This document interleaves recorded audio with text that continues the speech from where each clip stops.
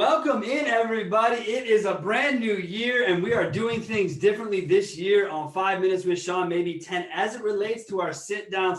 Today, I am joined by a great friend of the Carbiz family, Andrew Street. Andrew, how are you today, man? Sean, I am hanging in there, man. Yourself? I'm doing wonderful. Thank you for asking.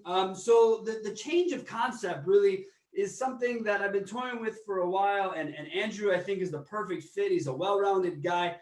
We can talk about a lot of different things. The idea here is Andrew is going to bring us the topic. And this is not a bit. I have not heard this topic. I know nothing about this topic leading up to this discussion. As a matter of fact, we had a text exchange yesterday. And I was afraid when I asked you, Andrew, if you were ready for the show, you were going to say, yeah, this is what I plan to talk about. And I was going to just delete the text without reading it. But you came back and you said, hey, I've got the topic, but do you want to know it? And no, I don't. So without further ado, Andrew, kick us off with our first topic from you, the guest. Okay, Sean. And yes, you have not heard this question. And this is something I'm curious to have your take, because I think you have a unique lens and a unique perspective on this topic because of all the work you do with your dealers. And so talking with a lot of dealerships, you and I, they have a lot of options on who they are going to align with to help them with their marketing. So my question is kind of fourfold, and these are my notes. My notes aren't very comprehensive, but would you suggest a dealer to go with a one-stop shop who does everything? Yeah. A specialist who's an inch wide, mile deep with doing a specific platform?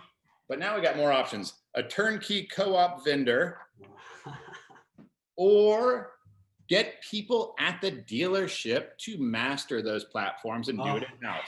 So there's four options sort of that dealers have. Yeah. Ancillary stuff's outside of that, but that's kind of the gist. And I imagine it's tough as a dealer to select the right choice. And I know you've worked between vendors and dealers constantly, so I imagine you're going to have thoughts on all four of them. Dude, this is awesome. What a great, I knew I picked you for a reason, Street. You rock. So the whole thing about this is coming up everywhere, right? Because of what's transpired the last 12 months. I think it's really interesting how dealers are now looking at this approach. And you and I, as business owners, we fall into these categories specifically, don't we? And so I have my own level of interest in it, and I'm looking for your feedback. But I think it really, there's a few variables, right? So let's add context. Number one, size of your group, which is becoming more and more a multi-store to even exist, right? So you can kind of, I don't want to say get rid of the single point, but for the most part, the single point is going to operate within its own function. It may have to do co-op, so it may not. So let's look at 2+, right? I think it really begins to vary. As your first option, the one-stop shop. So this is a terrible, terrible analogy, but it's one I learned a long time ago. I had an owner who said it's a lot easier to have one throat to choke than 6. As terrible as that sounds, and I know it is, and I'm sorry it's offensive, but the reality was he thought it was easier mentality-wise to just have one guy to deal with and not 6. The problem is, Andrew, you know this, very few people are good at the whole circle of capability they put themselves in. And if we get into this, right, we start looking at the agency perspective idea or the big, huge conglomerates in our industry who all have pieces. We'll start with the conglomerates. They're all Frankensteins, bro, right? They're all just pieces put together in the neck and the head, and they walk around trying to make themselves work, but they never really get to what they thought or what they promised the public it would be. So not really a thing for me there. Agencies, issue I have here, it's a lot of white label. And they're the ones now deciding if they should bring things in-house. But by the time you get the people specialized to do the job, the cost, and then looking at what you have to charge, it just doesn't make any sense. The agency model is so hard. So before I keep talking, why don't we step back to are we on the right track answering your question? And what are your thoughts, at least in the beginning here? Right. No, it's just saying, like, what are the pros and cons about these 4 different types of really unique options for the dealer to align with for their marketing? You know, and we're going into the one-stop shop. That's where you get traditionally a larger firm who probably has, more, years of experience with media buying. Yes. And then rolling out. That's all media buying, right, Andrew? Let's be fair. They got into digital because they were forced to, for the most part, the big ones. Right, to be a Me Too agency to say, okay, we have all these structured relationships with TV vendor, TV, with radio, with billboard companies, where they get, you know, their kickbacks or they get their percentage, and then dealers got comfortable with buying their advertising as a percentage of media with the agency, if that makes sense. It Now does. they're saying, okay, Facebook's big. Okay, we'll do Facebook. Now Instagram, now PPC, you know, starting with, you know, display advertising, to where, you know, you got to have this jack of all trades. Yes. And that agency needs to have Swiss Army knives, as well as people who don't drive their costs way up to the dealers. So they get entry level people learning PPC a lot of times with the dealer's budget. But on the good side, it's an easy avenue to have one head to stand on or one neck to choke. Yeah, right. But here's the other thing I'm noticing about agencies, since we're on the discussion of the one-stop shop. Agencies drive the creative messaging, something dealers really struggle with, Andrew. And so I hear a lot of dealers. I've got a client who's I've been friends with a long time, used to work with, the whole 9 yards, came to me end of the year and said, Sean, my stores are adding up. I'm getting more and more, dude. I think it's time to bring in an ad agency. And I kind of stepped dead in my tracks, and I'm like, for what? Like, why would we need this? Like, we don't. He's like, we have no group continuity. We have no group messaging. I'm like, yeah, but dude, these are spreadsheets. Like, to me, to the way that I operate, it just seemed like if we could put the creative people within his group all on an email thread, they could be creative enough to drive the train. So then he says, this is perfect, right? Then he says to me, great, dude, let's go in-house. Well, no, hold on. All right. I know you well enough to know that you hate non-selling expense.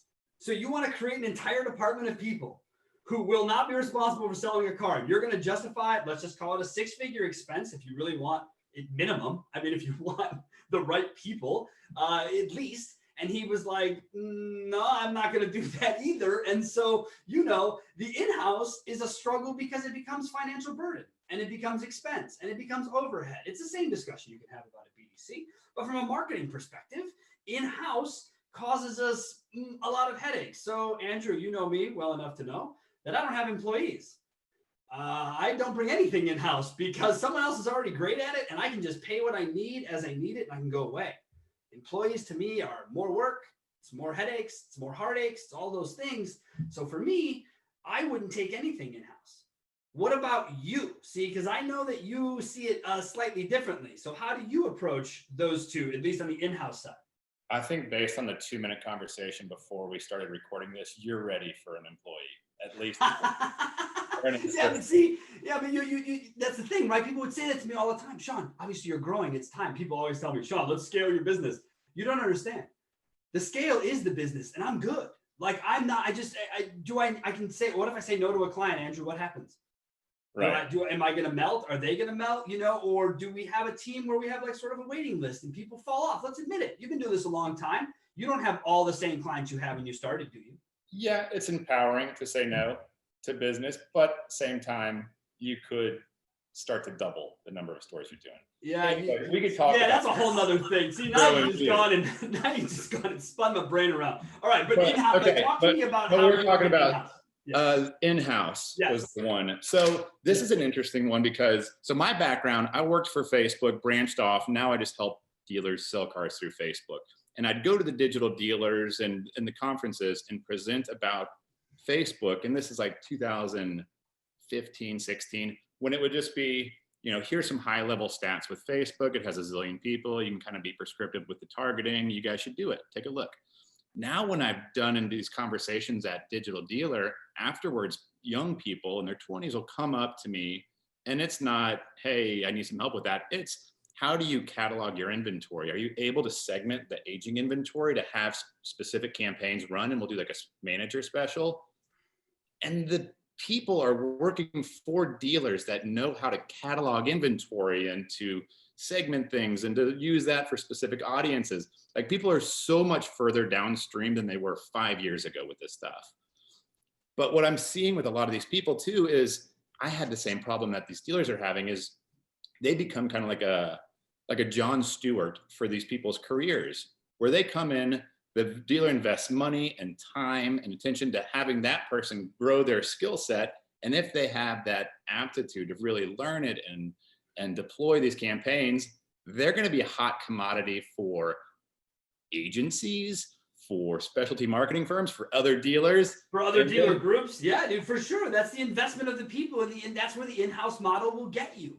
Right. Yeah, it's a difficult place to be, man, unless you've got anchors, people you know that you've taken care of, or you've been able to grow them into the next position. The problem is these in-house agencies, once they have the manager, right? The manager's set.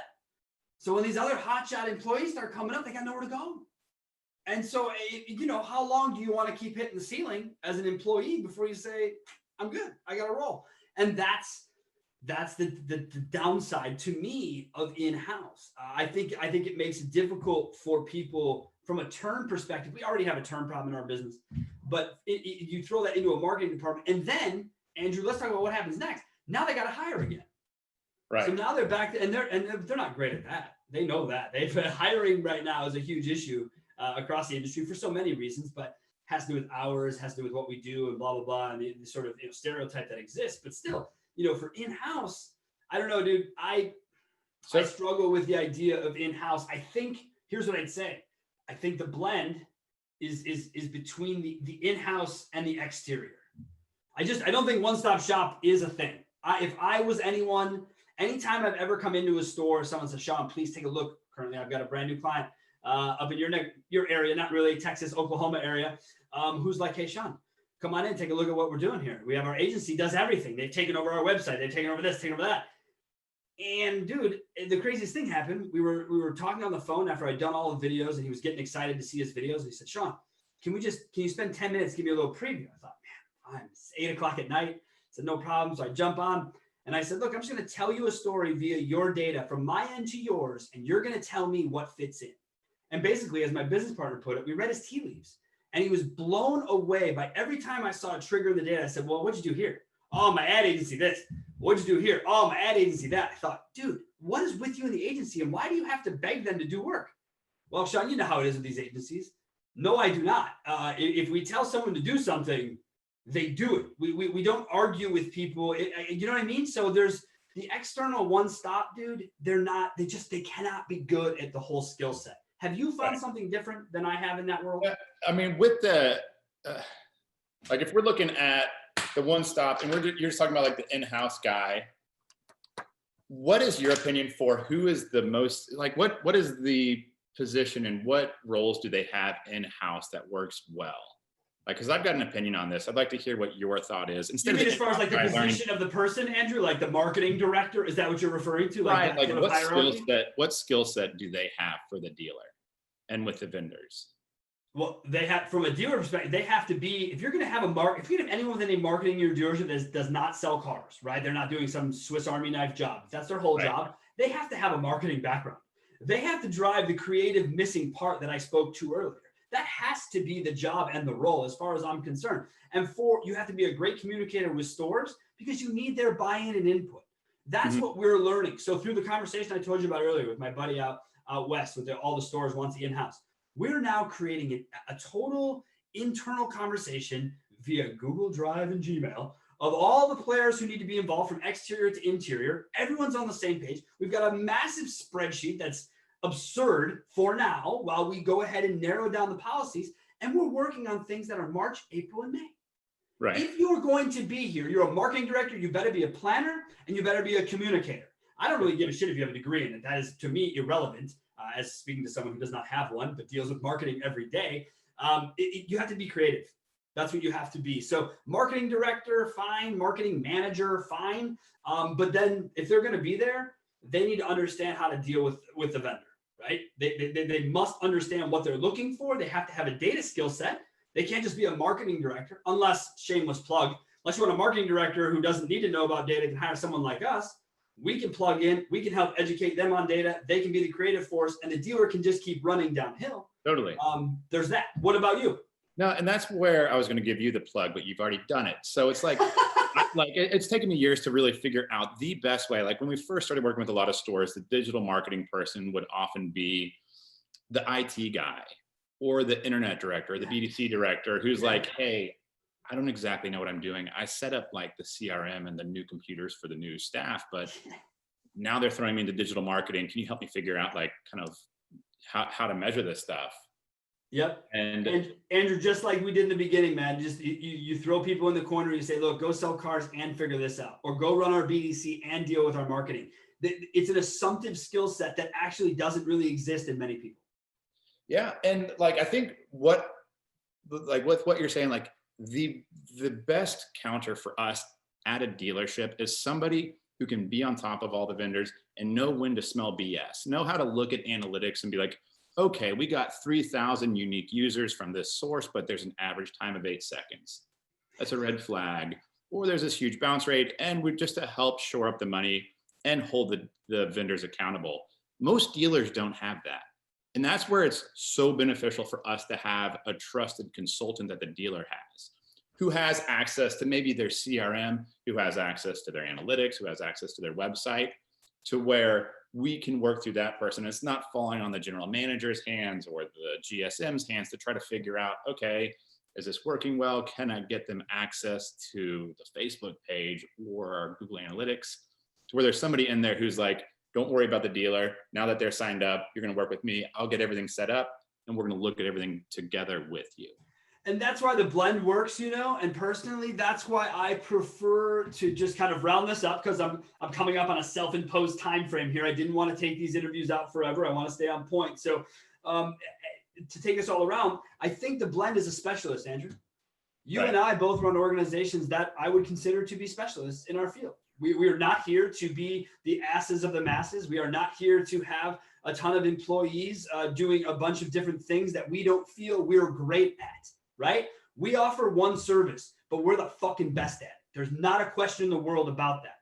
That's what I strive for. That's what my team strives for. So that's how we operate. But let me take you back to one thing you said there. You talk about the data, you talk about the analytics, you talk about the traffic. Didn't you and I just have a really wonderful, didn't I send you a wonderful video to explain what I had seen from my perspective? And the dealer was never involved. Right. Yet here you and I are working to improve the dealer. Had you ever seen anything like that before? I wanted to circle back with you on that and kind of get your feedback on that sort of live time, realistic feedback. No, it's good. Where I'm in Austin, Texas, you're in Wisconsin. We have some dealers that we share, and you're able to poke around on your end and say, hey, here's concerns looking year over year or month over month with the same spin level. Here's this drop. And, you know, it's because political ads are running and we're Correct. competing with e-commerce for retail, whatever it is. Like, but for you to have a finger on that pulse, and the minute things start to slip or to take off, be like, okay, what changed? We're not spending any more money this month. But you were able to come to me with a reasonable explanation. Sean, look, man, actually, you know what? We've seen that here, a little bit of this, a little bit of that. And I didn't come at you. You didn't come at me. And I think that's another part of the discussion, that even if people are good at data, the problem that happens with internet directors is they become bosses, you know, and now they got to puff their chest out. They got to be, you know, tough guys to everybody. Oh, God, bust the vendor's balls to bust their balls. That ain't a relationship either. So that's a whole nother problem about having one person in your dealership responsible for relationships, that they might not be a relationship kind of person. Right. And that's all that this is. And I'm sure you've seen that as well. Yeah. And for that person, you know, it's a unicorn too, for them to be analytical and be able to look at data and tell a story, as well as manage the relationship, hold the vendor accountable. And as well as whatever else they have to do in the store. Yeah. Whatever else that is. And it's not nothing. There's a bunch of other shit these guys have to do. And again, the blend here, let's wrap it up. The blend here is specialist vendors with enough in-house personnel at a minimum to get things done at a store level. Because as I just told my buddy out west, hey bro, look, there's things I cannot do at a store level. I do not work there. I do not leave this office, right? So you need to have your people. Well, Sean, I've got a guy. Yeah, I know. I've been watching your guy. I'll be honest with you. I like him. I say we promote him and you give it to me and let me work with him. And now I'm going to get you out of it, because as my wife says, we need owners and general managers to be needed, not necessary, as it relates to all things marketing related. Yeah. And that's what we strive to do. Is we don't, you know, owner called me the other day. Sean, you know what I love about being with you 5 years? Besides the fact that you're funny and blah, blah, blah, you're good to have a beer with, which is always nice to hear. He said, I forget I do digital marketing because I just sell cars. That's what I was born to do. I'm a farmer in the middle of Southern Illinois. All I want to do is sell cars. All I get to do is sell cars. Thank you. Have a great year. There's nothing more blessing to us than to hear that, Andrew, and to work with guys like you, which is why I know the specialist plus in-house works, because I do it with guys like you every single I thought we would agree. So specialist is the way to go, is the answer. Yes. And then this is the way, instead of dealers being like cost per click, click through rate, blah, blah, blah, and all the shit that digital marketers have been swimming in for years. Yeah. But now we can work with somebody on the other end of the desk who can help us structure what's our baseline for cost per car sold. Is it $100? Is it $1,000? Either way, I want to know. So right. And let's stop worrying about what NADA says. Because none of you listen to it one way or the other. If NADA is at 700, you say it's too high. If they're at 300, you think it's too low. So just let's establish who you are in your cost per sold. Let's establish, well, did it sell cars? Don't stop. Did you spend 20 to sell 200? Okay, what's the math? Then that's the baseline math. It doesn't, the number of vendors does not matter. How much spent, how much sold. Let's just look at it from a very basic perspective. And then inside of that, we should have a fairly good idea between first click, GA data, last click, CRM data. We should be able to put together a story. And now, Andrew, I'm finding people, as I do, this is going on our 8th year, we're finding people who are now specialized in what we do, but all for CRMs.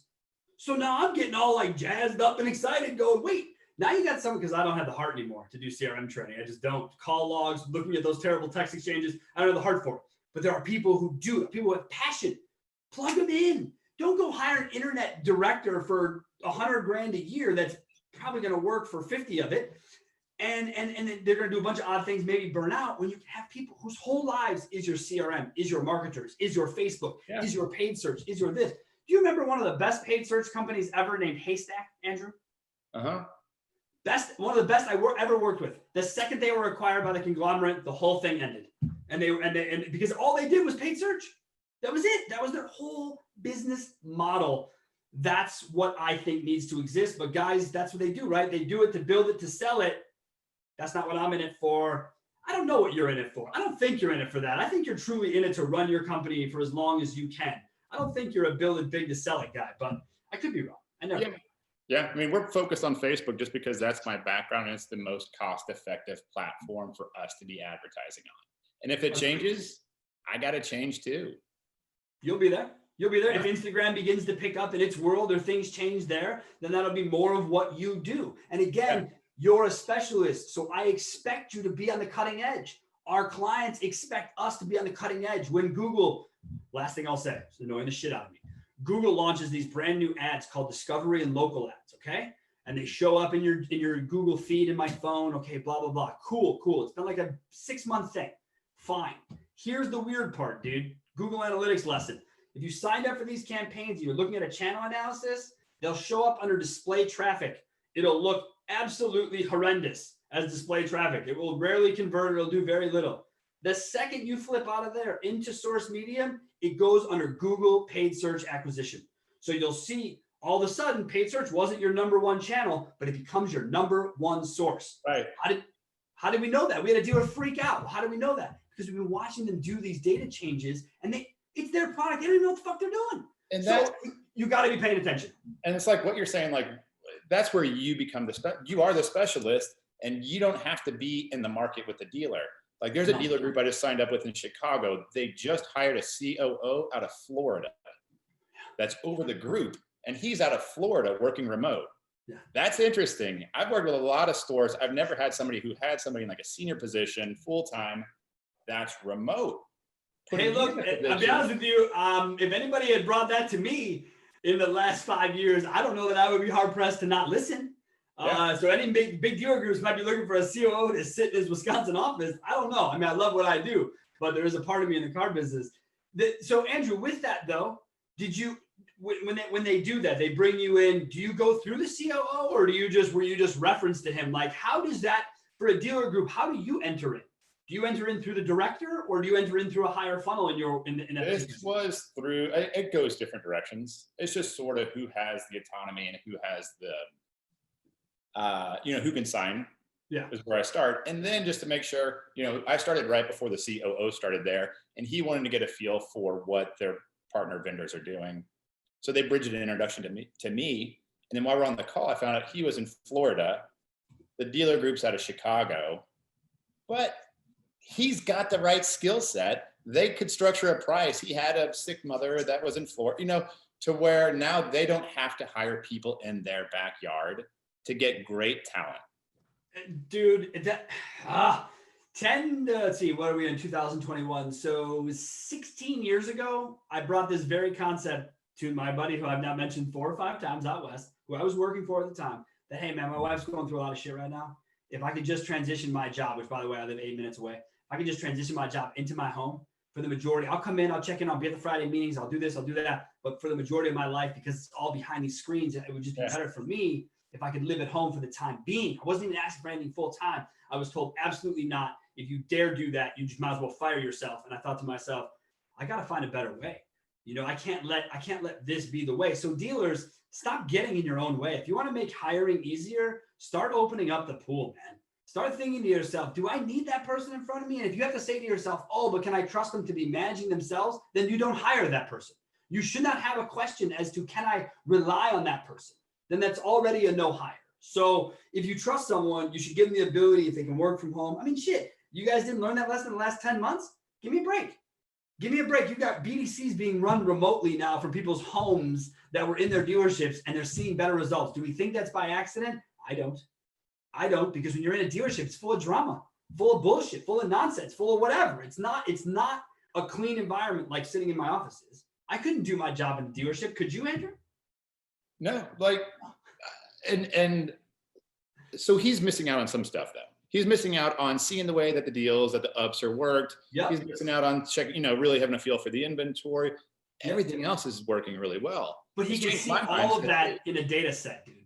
He can see if he's got aged inventory, he knows he has an inventory problem. If he sees data, you know what I mean? Like if you're that analytical in the car business, we've loved data forever. If you've ever seen a 20 group composite, it's ridiculous. If you know how to read a statement, you can, guys who are great like that, probably the COO is, he can probably look at a statement and identify outliers without even having seen how you handle it up.